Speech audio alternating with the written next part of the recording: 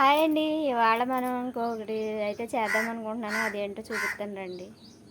నడు ఇటు ఇటు ఇటే వెళ్తున్నాను నేను.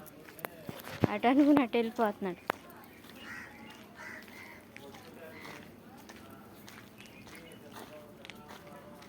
నడు ఇక్కడ ఆగేవేదా.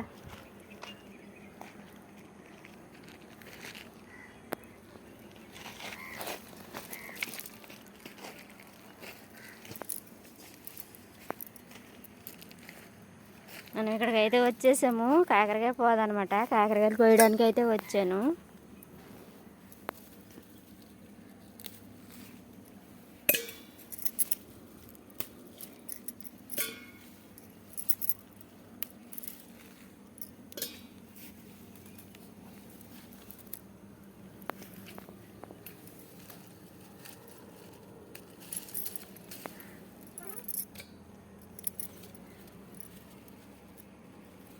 ఇంకా చిన్న చిన్న కాయలు ఉన్నాయి అనమాట. చింతలు కాకరకాయ కూర వండమంటుంది కదా. ఇంక చిన్న కాయలు అయితే కూర అయితే వండితే ఉంచేద్దాము.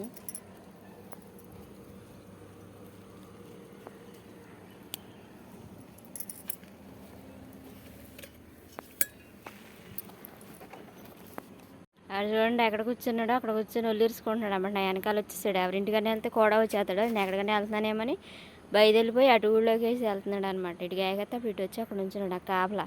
రామదిగో బాయ్. మన కాకరకాయలు ఇగో వచ్చేసినాయి. 2 3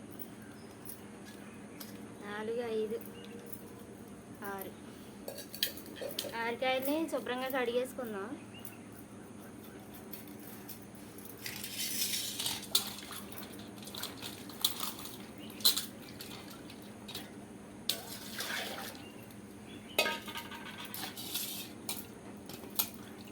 కడిగేసి కాయలు తొక్క కట్ట చెక్కక్కర్లేదు. ఇంక ఇలా రౌండ్గా కోసేయడమే.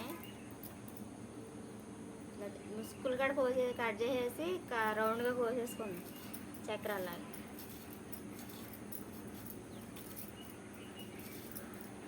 గింజలు కూడా తీయక్కర్లేదు.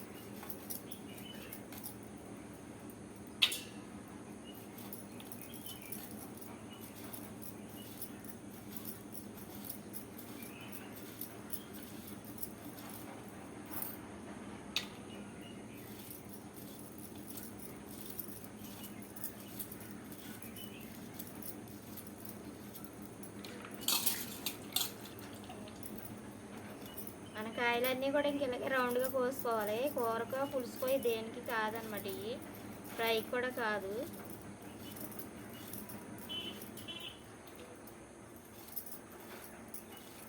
కాకరకాయలు అంటే ఇష్టం ఉన్న వాళ్ళు ఎలా చేసుకోవాలంటే ఇంక ఇలాగైతే ట్రై చేయొచ్చు అనమాట.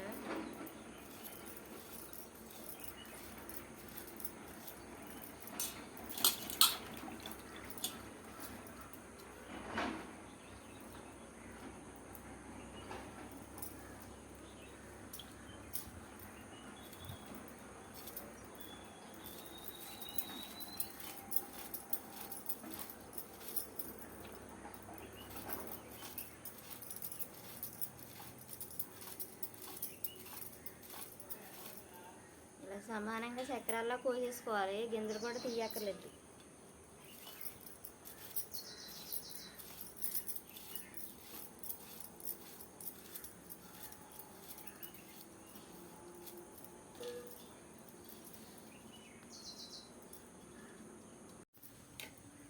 మన కాకరకాయలు కటింగ్ అయితే అయిపోయింది. మిగతా ఇందులో ఏమేస్తాను అనేది అయితే ఇప్పుడు చూద్దాం. ఇందులో గిన్నె అయితే తీసుకున్నాను. గిన్నెలో పసుపు అయితే వేస్తున్నాను. కొద్దిగా పెరుగు అనమాట. ప్యాకెట్ పెరుగు తీసుకున్నాను. మీ దగ్గర గేదె పెరుగు తోడు పెట్టింది ఉంటే అదైనా తీసుకోవచ్చు.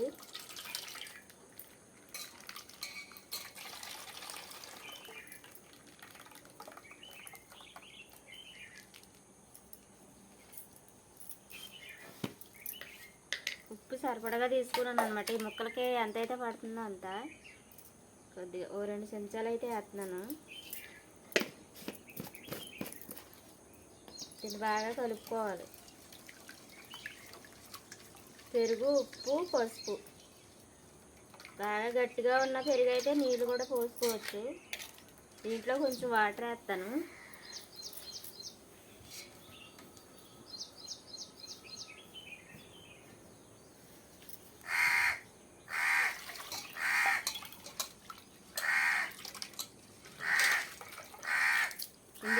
కాకరకాయ ముక్కలు అయితే వేసేసుకుందాం.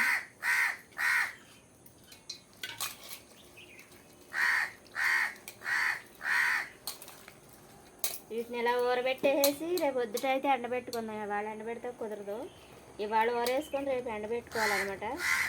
ఊరకాకరకాయ ముక్కలు అనమాట.